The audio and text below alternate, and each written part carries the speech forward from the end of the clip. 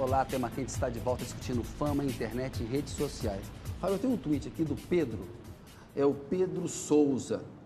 Ele está dizendo o seguinte: código de conduta em redes sociais, como fazer? O Fábio estava dizendo um pouco assim, olha, chega na tua empresa, pergunta, mas é possível, assim, do ponto de vista da legislação, estabelecer um código de conduta para as redes sociais? Isso está muito distante ainda. Eu entendo que isso ainda está um pouco distante. Para você ter uma ideia dos países todos, aí a Alemanha é que chegou um pouco mais perto para criar uma legislação que não permita que o empregador invada o Facebook para procurar informações. Ele pode procurar no Google, por exemplo, mas não pode vasculhar o Facebook. O teu computador pessoal ali, no Facebook. O Facebook pelos dados, pessoal. isso, pelos dados mais confidenciais, Sim. privativos, né? A questão de... Um outro dado importante é, a gente no ano passado participou de uma pesquisa com 120 empresas multinacionais. No Brasil, fomos nós quem ajudamos para pegar as informações, e das 120, quase a maioria, 3/4, 75% estão nas redes sociais ativamente. Mas só 40% delas tinham alguma política relacionada a uso de redes sociais, e-mails. Então, a legislação ainda está difícil. O ano que vem, a CLT, por exemplo, completa 70 anos. É uma lei... Consolidação das leis do trabalho. Exatamente, né? Uma lei antiga, ainda com muita coisa para ser arrumada. Então, é a sociedade, são as empresas, os empregados que precisam se reunir e tentar preencher essas lacunas com as políticas e as condutas dentro das suas próprias empresas. E cada uma vai ter a sua, né? Esse que é o mais importante. Isso a gente vê Olha bastante. aqui, só um minuto, desculpa ter interrompido, André. Tem aqui um tweet da professora Patrícia Costa. Um beijo para você, Patrícia, que sempre assiste a gente, manda aqui, quase todos os programas manda uma pergunta, está sempre participando. André, essa é boa para você. Por que a população se apega a temas tão banais e fatos importantes que ocorrem na política, por exemplo, não recebem importância? É a opinião da Patrícia Costa. Queria ouvir, André. Divertido. Internet é entretenimento. Ela serve para você ser sério lá dentro, ela serve para você ter uma conduta ética, ok. Mas quando você vai procurar alguma coisa na internet, normalmente entretenimento e lazer. Então, é muito mais fácil que as pessoas compartilhem aquilo que é engraçado do que aquilo que, de repente, é uma opinião política ou uma opinião mais séria nesse sentido. Quando o ser humano vai para dentro da internet, nesta tentativa, ele acaba indo para lugares onde isto é viável. Então, salas de bate-papo, onde o interesse é realmente a conduta política, a filosofia, ou algum interesse mais não na rede social, né? A gente tem tweets aqui que mostram essa coisa que a Andrea está falando, da faceta do entretenimento. O Santista Forever diz o seguinte, está ironizando: eu repudio a fama, por isso não mostro o meu belo rosto e meus longos cabelos. Aí ele dá uma risada, acredite se quiser.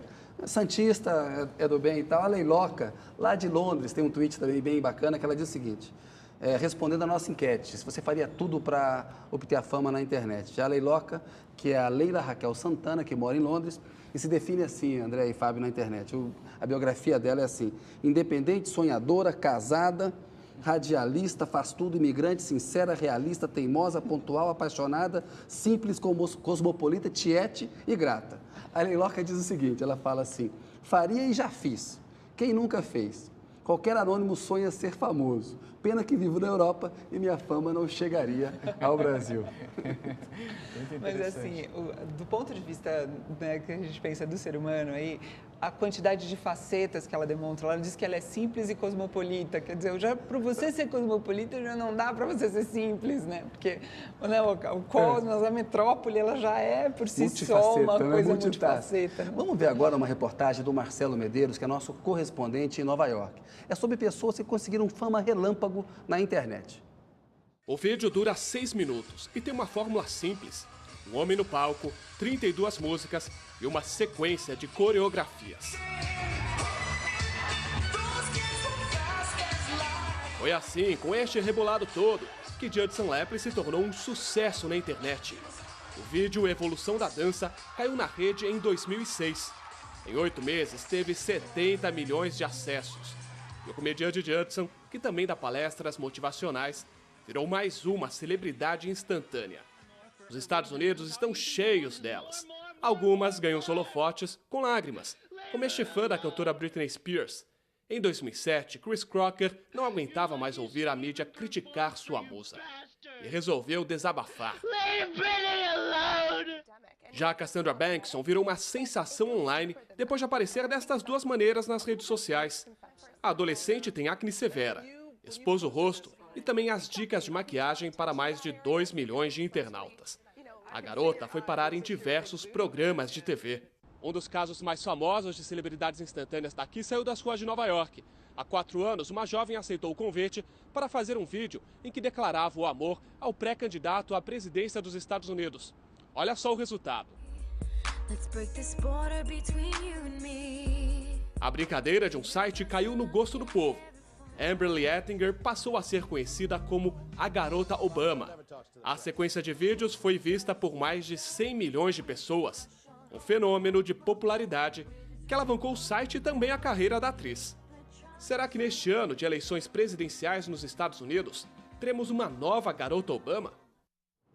O Obama é um craque de redes sociais, né, Andréia? Fábio exatamente. cantou essa semana aí, virou um meme, né? Se reproduziu muito na internet. E teve também aqueles soldados israelenses dançando ali, o Michel Teló, que é o Ai, Se Eu Te Pego. Ele fez o Ai, If I Catch You, uma versão em inglês, que aí bombou também, porque ficou lá o Delicious, Delicious e não sai da cabeça, né?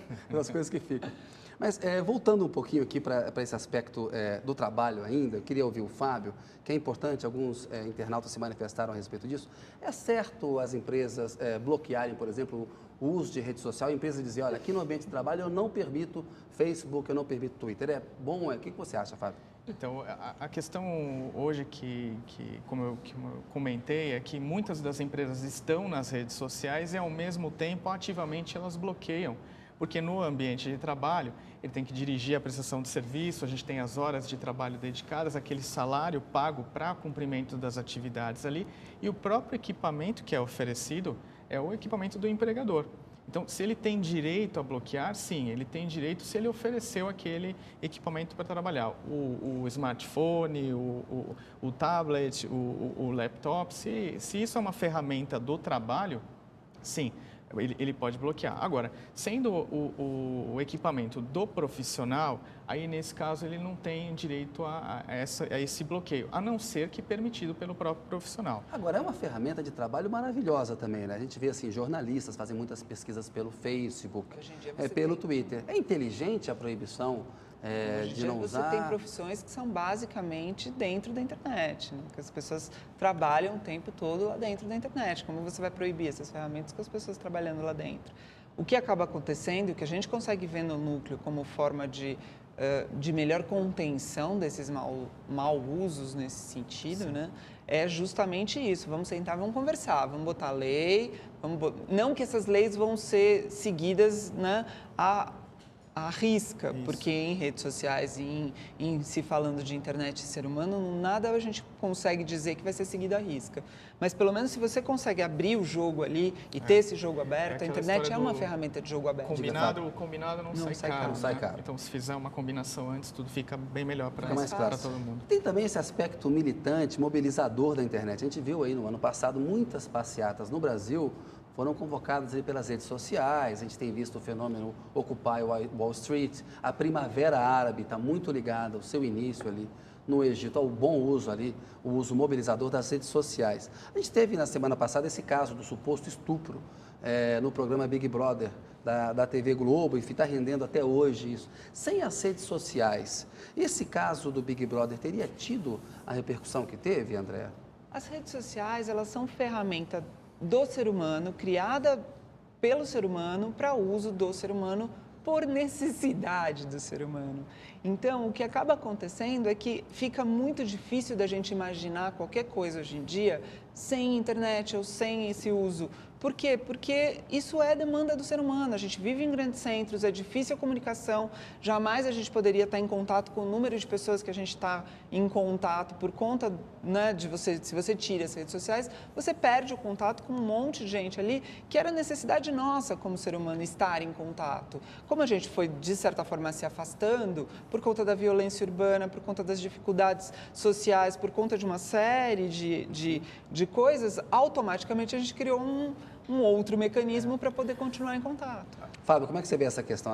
Esse caso teria tido a repercussão que teve sem redes sociais? Eu entendo, viu, Kennedy, que sem as redes sociais a gente teria uma certa dificuldade para ganhar o volume tão rápido, né, que isso em pouco tempo, porque com as imagens num canal fechado, as pessoas começaram a tuitar, logo as pessoas do canal que não tinham visto ficaram curiosas e isso se espalhou rapidamente, né? Eu acho que sem as redes sociais a gente não teria tido esse experimento, esse fenômeno. Agora, isso chama bastante a nossa atenção porque na Constituição Federal, por exemplo, a imagem, privacidade, tudo isso está protegido, né?